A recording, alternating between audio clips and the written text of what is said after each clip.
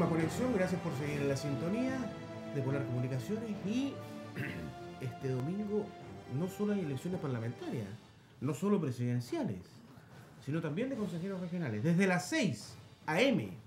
Polar Comunicaciones esta. Ay, Leo me mira. Leo, voy a tener que pasar en banda. Dijo, no tengo otra posibilidad. Es muy temprano. ¿Qué quieres que duerma una hora? Para que no duermo.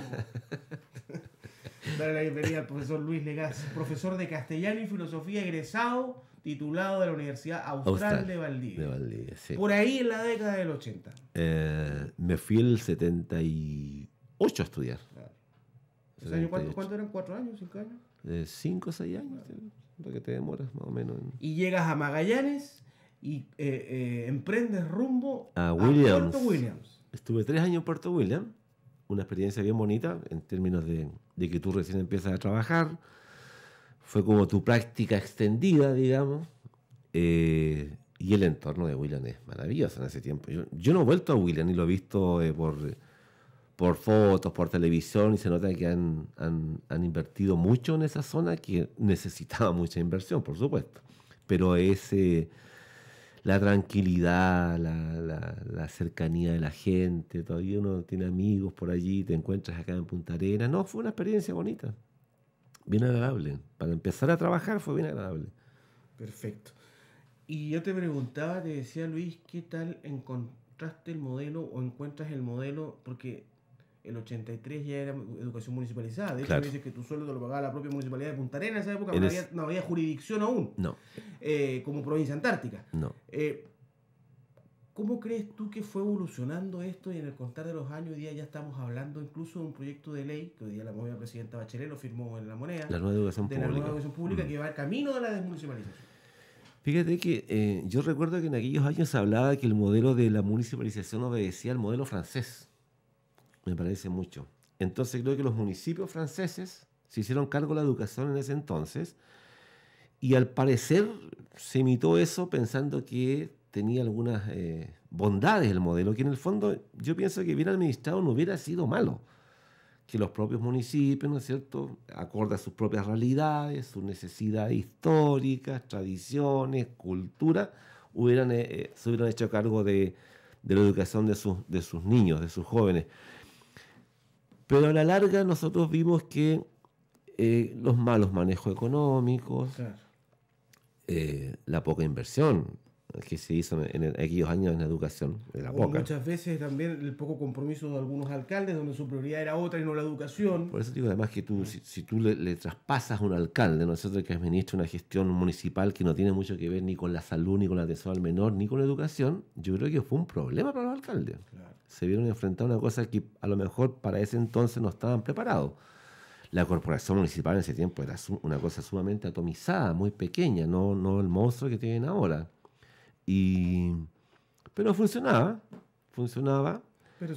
Pero yo creo que a la larga se veía que esta cosa tenía que... ¿Tú crees que hoy día es necesario la desmunicipalización?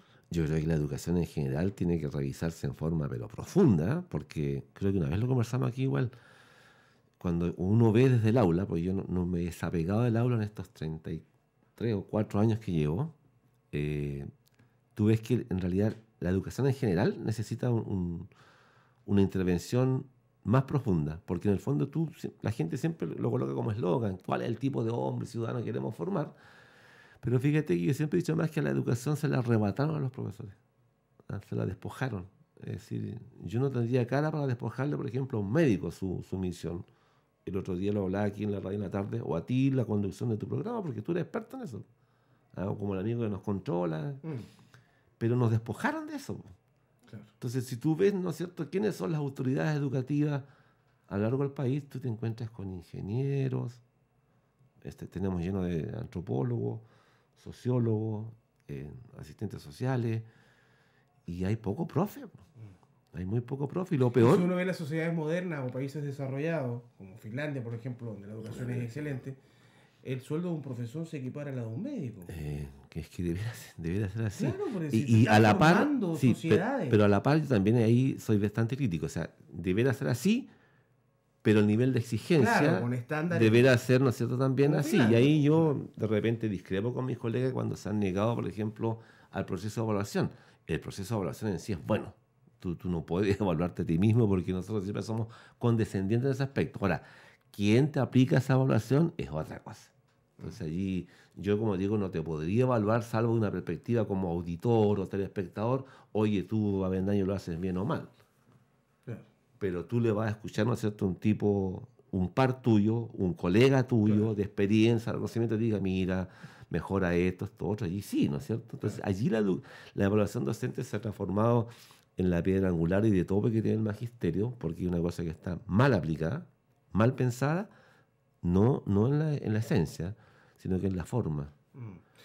Pero esto es interesante el tema, Luis, y yo siempre leo tus columnas en el Pingüino, que son interesantes desde el punto de vista sociológico. Esta cosa de traer modelos de afuera Es a terrible. implementarlo en Chile, viejo, Es que la terrible. educación ya en Francia.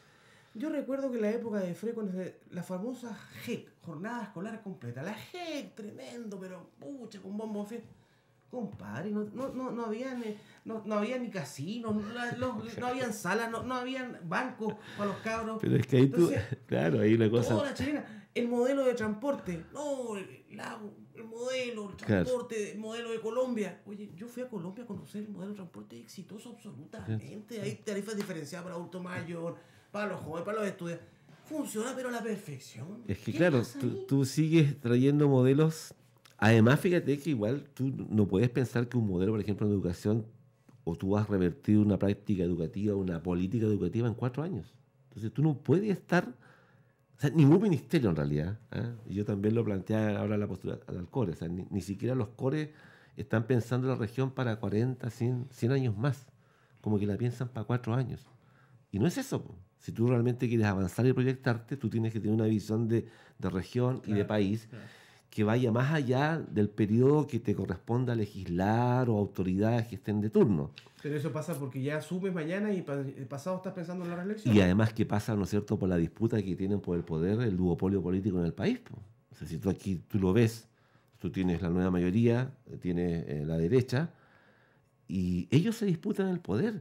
Pero ¿Pero hoy día ves un avance el fin de la binominal? ¿Lo ves como un avance? no, claro, un avance tiene que perfeccionarse mucho más nuestro sistema democrático, que solamente tiene el nombre de democrático, como tal no lo es. O sea, en la medida en que no lleguen las mayorías, ¿no es cierto?, que la voluntad ciudadana estime y sigan con esta cosa de cifras repartidoras, de pactos, subpactos, entonces tú vulneras la voluntad ciudadana y por eso la gente no se siente identificada con un proceso eleccionario, porque de repente yo puedo votar por ti, o muchos pueden votar por ti, pero tú vas a quedar fuera. Una cuestión de cifras de reparto. Sí, claro. Entonces, cuando uno analiza eso, dice, eso no es un sistema democrático. Entonces, bueno, tenemos nuestro sistema democrático, volvemos al sistema, ¿no es cierto?, educativo. Es decir, estamos improvisando mucho en este país. Mucha improvisación. No tenemos esa mirada, ¿no es cierto?, de grandes estadistas. No la tenemos. Bueno, tú me imagino que viste el debate. Sí. Y tú echas de menos esa mirada de estadista, de un tipo que hable de un país, pero de un país que a todos, ¿no es cierto? La gente decidirá el domingo por quién votará, pero que alguien gane no significa que tú quedas excluido. Claro. ¿Qué está pasando con los 286 funcionarios que ahora la municipalidad quiere exonerar? Claro. Sí. O sea, pero si les prometió entonces que iba a haber un cambio, una cosa distinta, y resulta que ahora, cuando tienen que, ¿no es cierto?, optimizar los recursos, te vas para afuera. Luis, ¿te consideras un personaje o una persona antisistema? Sí, en realidad yo, hasta por el pelo, mi manera de vestir, soy un profesor que trata de no aferrarse a eso, me cuesta memorizar mis horarios. Y por eso mismo... Siempre ando como medio perdido, le pregunto a los chicos, ¿me toca acá? No, ay. Y por eso mismo de ser antisistema, entonces decidiste ir solo contra el mundo en el core. Claro. Porque tampoco, como tú dices, es casi una pelea de David contra Goliat, dijo, porque tienes que ganarle una lista completa. Es que cuando me han preguntado sobre esto, y el otro día en una entrevista en el diario Salía, nosotros pusimos, esto tiene un componente ético. O sea, si tú estás, ¿no es cierto?, una cuestión contra sistema, implementado en el país, o sea, ¿cómo yo voy a ir a ese sistema? Claro. Entonces hay una contradicción, entonces pierdes credibilidad frente a la gente. Entonces dijimos, bueno, vámonos como independientes, veamos qué es lo que sucede Y tratemos también de dar una señal para el resto. Si esta candidatura funciona, yo pienso que sería no solamente un beneficio personal, que no es lo que busco. ¿Ah? Yo me han entrevistado y yo he dicho, yo no vivo y no voy a vivir del core. ¿Ah? Yo insisto en eso, cuando la gente dice, oye, ¿qué interés tiene este tipo de presentarse al core? Aunque parezca cliché, tratar de ayudar a la gente. Claro. Y del servicio público. O sea, ¿de qué manera un core no solamente fiscalice, sino que organice, movilice y eduque a la ciudadanía de la región entera? Y eso no está, no existe. Yo creo que, no quiero aquí arrojarme cuestiones así como casi mesiánicas, pero fui una de las primeras personas que empezó a hablar, ¿no es cierto?, de inversión regional a nivel humano, a escala social. Ese discurso tú no lo escuchabas antes en los cores. Claro. Entonces uno empieza, ¿podemos hacer inversiones? Sí. Sí se puede. Pero ¿para qué tanto cemento? ¿Para qué tanto cemento? Necesitamos, ¿no es cierto?, cementar las bases sociales. Necesitamos, ¿no es cierto?, mejorar la estructura social, el estilo de vida de la gente. Y eso no se traduce porque tú construyas más edificios. Eso es bueno. Pero si no va de la mano lo otro, entonces todo ese desarrollo, la gente queda como a la saga, como el pariente pobre de un modelo, ¿no es cierto? Y eso es lo que la gente percibe. Yo no recibo de repente los beneficios de vivir una sociedad o de participar democráticamente en ella. Entonces la gente se excluye. Estos días de campaña, bueno, yo he escuchado muchas mentiras. Es terrible el tema cuando tú dices. Y nosotros dijimos, no vamos a hacer ninguna promesa salvo esa. ¿Cuál te llega al core? A ver si somos capaces de ser un vínculo como autoridad entre lo que es, ¿no es cierto?, la estructura gubernamental, pero la gente. Claro. Hoy hay poco tejido social. Pero es que no existe. Fíjate que si tú miras en la actualidad, cada 4 años, ¿no es cierto?, los partidos políticos se acuerdan de la gente. ¿No es cierto? Se acuerdan de la gente. Durante los 4 años que siguen, dime tú qué personaje público, político, autoridad se preocupa como partidos políticos de organizar y fortalecer el tejido social. Ninguno. Sí. Todos los compadres, elección tras elección, trabajan para sí mismos.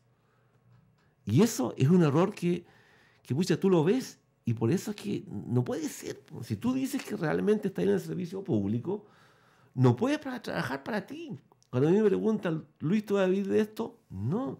Yo lo reitero hasta el momento. Lo que yo tengo y lo que yo debo, como tantas otras personas, se lo debo a mi trabajo de profesor. Yo salí ahora a las 10 de la noche, 22 horas, de clase de preuniversitario y me vine para acá.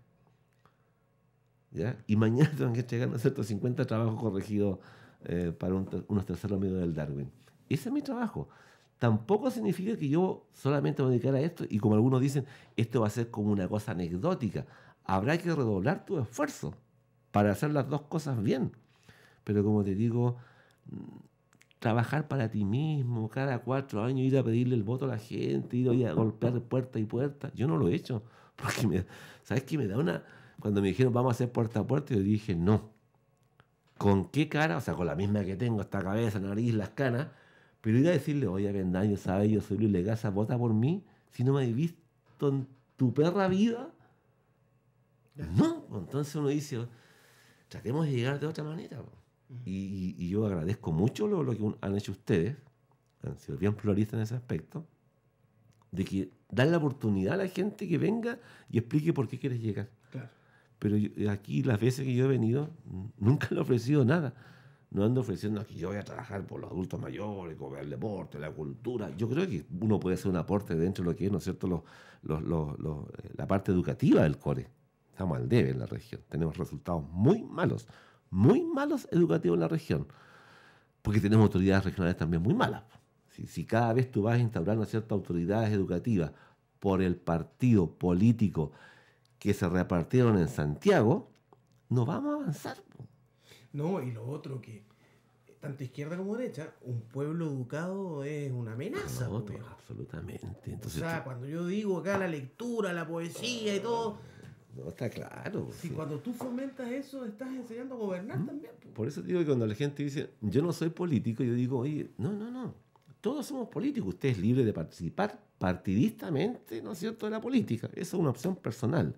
Pero en el fondo, la vida diaria de cada uno de nosotros es política porque tenemos que gobernarnos a nosotros mismos ¿no es cierto? Y gobernar nuestra relación con los demás. Y ese gobierno, ¿no es cierto?, tiene que ver mucho con tu cultura, con tus principios, con tus valores. No significa que no te equivoques. Yo, como tantas otras personas, me junto con mis amigos, me tomo más de una piscola, más de una, pero eso no significa que tú, ¿no es cierto?, seas una mala persona. Claro, o que mañana dejes de funcionar. O que yo, por ejemplo, no, generalmente no llego debido a los trabajos, pero, ¿cachai? No significa que te reste. Claro, por eso te digo. Y yo en ese aspecto soy muy honesto cuando la gente me dice, con mis alumnos mismos, yo bromeo mucho con la onda, ¿no es cierto?, del hielo, de la bebida, cuídense cabros, cuídate Lola, pero que te viera una persona cercana. Si tú, por ser profesor, no estás en ningún pedestal. Tu único pedestal es tus conocimientos. Claro. Y fíjate que ni siquiera eso, sino que la manera como eres capaz de entregar ese conocimiento y llegar al muchacho. Ese es tu pedestal. Porque conocimiento podemos tener todo, pero cómo lo entregas en pedagogía, y ese es el problema que tenemos. Hay gente que sabe mucho para sí mismo, pero no lo sabe entregar. Y ahí cuando tú revisas lo que pasa en educación en general, no hay política educativa, pues, no hay metodologías nuevas, no existe. ¿Por qué? Porque no se le consulta a los profes. Yo el otro día decía en la columna, ¿por qué traer gente del norte, como decimos nosotros? Y no es que no tenga una fijación con el norte, estoy usando una expresión. Cuando en Punta Arenas tenemos profesores de primer nivel. Yo siempre coloco el caso de mi colega, entre muchos otros, Dani Pérez, por ejemplo, en matemáticas. Tiene una página que se llama Sector Matemático en internet, que ha sido reconocido en España, en Santiago. Es un profesor de matemática, pero no solamente de años, sino que con resultados. Está dedicado a las clases particulares de preuniversitarios. Pero Dani, nada más. Pero es que se aburrió del sistema. Se aburrió.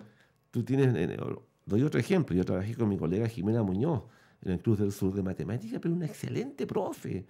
Tú tienes, no sé, en matemática pienso en Luz María Donoso, en Jaco, gente que podría decir, oye, estas personas que han hecho su carrera en la región y que son destacados y reconocidos, podrían encargarse, por ejemplo, de la enseñanza de las matemáticas. ¿Por qué se aburren del sistema si cuando tú me hablas del Cruz del Sur es un colegio particular, por ejemplo? Sí, no, pero me refiero a que también, ¿no es cierto?, cuando la gente habla de agobio docente, de repente la gente se burla de eso, nos dice, no, que ustedes tienen tantas vacaciones.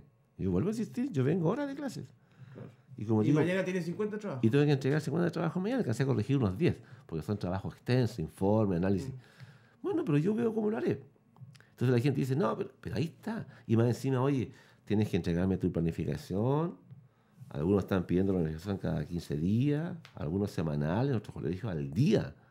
Claro. Es decir, ¿se puede hacer? Sí se puede hacer, pero tú entonces entrégale a ese docente tantas horas frente al curso y entrégale las otras horas para que planifique, para que corrija. Claro. Y una vez tuve la experiencia en el Novelius, un profesor que vino de intercambio norteamericano. Creo que era nombre Wayne. Entonces él iba mucho a mis clases por la enseñanza del idioma y la literatura. Y me decía, Lucho, ¿tú no te cansas de hacer clases? Y yo le decía, no. Me dice, yo no podría, me dice. Porque claro, tú empezabas a las 8 de la mañana y terminabas, ¿no es cierto?, a las 4 de la tarde. Y él me decía que no, que él en Estados Unidos tenía como un horario de 36 horas, de las cuales la mitad solamente la dedicaba a hacer clases. Claro. La otra mitad era para que tú trabajaras en tu colegio, tus materiales, planificando, preparando, atendiendo a apoderados, alumnos. Aquí en Chile eso no existe. ¿Cachai? Te entregan 2 horas, por ejemplo, de colaboración. ¿Qué haces en 2 horas? ¿Qué haces en 2 horas? Entonces tú tienes que llevarte el trabajo a la casa. La gente no entiende eso. Piensa que eso es como un mito. Vean cómo andan los profesores por las calles, pues, llenos de carpetas, llenos de mochilas, ¿no es cierto? Y ese es un trabajo que tú llevas para tu casa y que no te lo pagan. Claro. Y que no te lo pagan. Claro, no hay horas extras. Entonces cuando yo hablo, ¿no es cierto?, del sistema educativo, bueno, en realidad esto no tiene nada que ver con el core, ¿eh? pero ya que entramos en este tema, es un reconocimiento nacional a una labor, ¿no es cierto?, que es fundamental dentro de la sociedad y que lamentablemente poco a poco nos ha ido desprestigiando.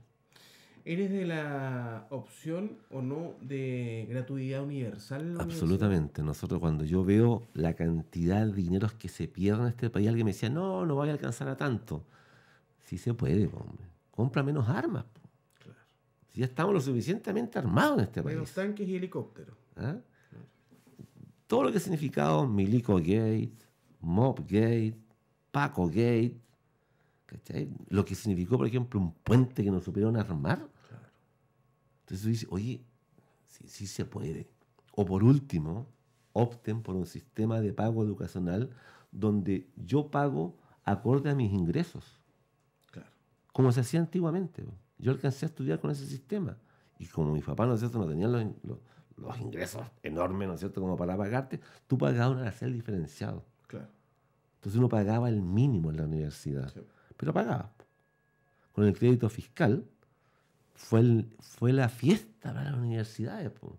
Porque tú tenías 1.000 alumnos y esos 1.000, ¿no es cierto?, pagaban de forma diferenciada, pero de repente dicen, no, tienes 1.000 alumnos y todos te pagan, ¿no es cierto?, el 100% de tu carrera. Todos felices, po. ¿A costa de qué? A que tú te endeudes. Entonces, eso no puede ser. Yo cuando escucho, por ejemplo, a la derecha hablar de esto, yo digo, estos tipos, ¿en qué país viven cuando se niegan a plantear, ¿no es cierto?, que eso tiene que ser un derecho, no un bien de consumo? Claro. ¿Cómo a la gente le puede creer a un presidente que diga que la gente no, la gratuidad porque se compra whisky, man? Claro. ¿De qué estáis hablando? Y ese compadre quiere ser presidente de la República. Y la gente no entiende eso. No lo entiende, no sé si no logra captar los mensajes. Entonces, tú dices, oye, la educación... Bueno, No, y es increíble. Yo tengo amigos que estudiaron con crédito. Yo egresé hace 12 años de periodista. Y todavía están endeudados. yo Y depende, porque depende si no tienes plata, vais pagando intereses. he tenido la oportunidad primero de pagarle a mi hija y no endeudarla, y ahora pagarle a mi hijo y tratar de que no se endeude. Claro. Porque como digo, no sé cuál es el sentido, claro, oye, la ascensión social y todo, pero si tú te vas a ir a estudiar, qué bueno, que le des la oportunidad como antiguamente existía, pero cuando dicen que la gratuidad no sirve, yo el otro día en un programa radial decía, ¿cómo que no? Y le planteé el ejemplo, ¿cuál era la diferencia en mis tiempos? Yo salí en 77 del San José, ¿cuál es la diferencia de un alumno del San José respecto al liceo industrial, liceo de niñas y liceo de hombres? La única diferencia, ¿sabes cuál era? No. La insignia que No, usábamos. claro. Porque el uniforme era el mismo, esa chaqueta sin, ¿cachai? Y todos andábamos con pantalones grises y camisas blancas, corbatas azules, la insignia. Y de esas promociones te salían, no sé, 30 profesionales de San José y 30 de acá, 30 allá y 30 allá. No había diferencia. Claro. El problema es que cuando tú, ¿no es cierto?, entraste esta cosa del mercado, Listo, se pudrió todo. se pudrió todo. Se pudrió todo. Entonces la gente piensa que la educación es un gasto. Luis, se nos ha pasado el tiempo. Sí, bueno. Impresionante, muy interesante la conversación, claro. Sin duda de llegar al Consejo Regional, estos temas van a estar presentes en la mesa, que es la educación. Y sobre todo lo que yo te decía, que necesitamos hoy día un pueblo, ¿no? Una sociedad civil más empoderada, y solo se va a conseguir con educación, solo se va a conseguir leyendo más, yendo más a las bibliotecas, porque te abre otro mundo, te abre otra mirada. Agradecerte tu visita. ¿Tienes candidato presidencial? No. No. ¿Vas a qué? ¿Vas a votar nulo? Lo voy a pensar de que al domingo. Ya. ¿Y parlamentario? Lo voy a pensar de que al domingo también. Ya. Yo agradezco, como siempre, y alabo la labor que ustedes hacen en los medios de comunicación. Es importante que de repente la gente se los reconozca, porque no siempre es así. La Radio Polar es una radio que tiene una cobertura tremenda y tiene una llegada tremenda al público. Yo voy a muchas casas. El otro día, cuando vine aquí, igual lo decía, y fíjate que mucha gente los mira a ustedes, ahí los escucha. Y eso es interesante, sobre todo cuando ustedes hacen esta campaña de educación, Sí. y que la gente conozca a los candidatos de repente en otra perspectiva. Bueno, hoy día en realidad no hablamos mucho del core. Encantado si tú me quieres invitar a otra oportunidad y hablemos de educación, perfecto. Muy bien. Ahora, lo único sería, claro, que la gente queda poco tiempo, pero tampoco es tan poco para pensar definitivamente a quién quiero que me gobierne, no solamente como presidente. ¿Quién quiero que me gobierne como autoridad? Claro. Fíjate que la columna que envié incluso trata de eso. Lamentablemente, el sistema nos ha hundido en una suerte de incultura tremenda. Somos un pueblo muy poco educado políticamente. Sí. Y eso se viene transmitiendo hace La años. educación cívica se eliminó de la Pero rural, fíjate la que- filosofía se eliminó, Claro, mucho. fíjate que no solamente el hecho de que tú tengas educación cívica, sino que la sociedad entera. Sí. Y tiene que ver con lo que tú dijiste. ¿Por qué la gente se ve más poderosa, más grande que ti? Porque estamos de rodillas. Y la única forma de que esa gente se levante es que cada vez sea más educada. Y esa educación se va a lograr cuando la gente entienda qué tipo de autoridad tiene que elegir, cuáles son los mejores destinos para el país, no pensando en sus partidos. No pensando en sus partidos. Porque incluso de repente yo te digo, oye, no sé. No sé. Pero yo quiero que vaya gente, ¿no es cierto?, que sea realmente un aporte y no porque visceralmente yo sea de izquierda o de derecha, entonces yo soy de izquierda, odio a los de derecha, tú eres de derecha, odiamos a los de izquierda, y no siempre con ese parámetro se eligen los mejores. Ir a votar, recordar si alguien desea votar, ojalá que así sea, Legasa 152 sin letra. ¿Solo 152? Sin letra. Mira. Estoy en el voto ahí al final y ahí estamos haciendo la pelea. Te vi unos pocos carteles en Carrera Pinta. Sí, colocamos, como digo, con las plata que te entregó el CERVEL, una gigantografía, hoy día entregamos unos volantes, unas chapitas y no tenemos, no tenemos el aparataje y la billetera a los otros partidos. Mucho que te vaya muy bien. Muchas gracias. Gracias a Mire, ustedes. sé que te va a gustar la Biblia del Gurú. Yo todo acá siempre traigo un libro, sí, ¿no? Lo había visto y poesía también, no la poesía la dejamos de lado por la campaña, pero mira, te va a gustar la frase, y es lo que hablamos hoy día, el Gurú, la chunta parece, ¿eh? Mira, un 16 de noviembre Bombalé dijo esta frase. Dijo, jamás hay que jugar con la ilusión de un pueblo. Este día, 16 de noviembre, pero del año 2009, el periodismo chileno daba a Chile ganador contra Brasil en Salvador de Bahía por el Campeonato Mundial de Sudáfrica, y Chile perdió 4-2. Se jugó con la ilusión del pueblo. Ya, la reflexión del día, Leo. ¿Has jugado con la ilusión de otros? ¿Han jugado con tu ilusión? ¿Cuál es la enseñanza que te ha quedado? Hay una ilusión que nadie te puede quitar, la de llegar a la meta. Ya. Bien el Gurú. Que no se dejen engañar con lo que están vendiendo ilusiones. Esa es. Algunos encantadores de serpientes. Encantadores. ¿Ah? Ya, y vaya a votar este 19 de noviembre. La opción la elige usted. Nosotros nos interesa que vaya a votar. Esa es la campaña que le estamos dando ahora. Eso sí. Y por eso vamos a estar informándole de Polar Comunicaciones desde las 6 a.m. con Juanito Miranda. Mañana tenemos reunión de pauta, ¿eh? Vamos a tener aquí visitas ilustres en el estudio y toda la mañana. Leíto, ¿en qué colegio ya todavía no se sabe? En la Industrial, como siempre. ¿Usted vota ahí? Yo también. ¿Usted igual? También. En el antiguo y glorioso Liceo Industrial. Donde estudió mi padre, en el internado. Ya. Nos despedimos. Que descansen. Muy buena noche. Mañana la última conexión de la semana. Ya las campañas se cierran absolutamente en una hora más. Los cierres de campaña fueron todos desplegados. Y bueno, lo importante es que usted vaya a votar este domingo. Que descanse. Chao. Gracias.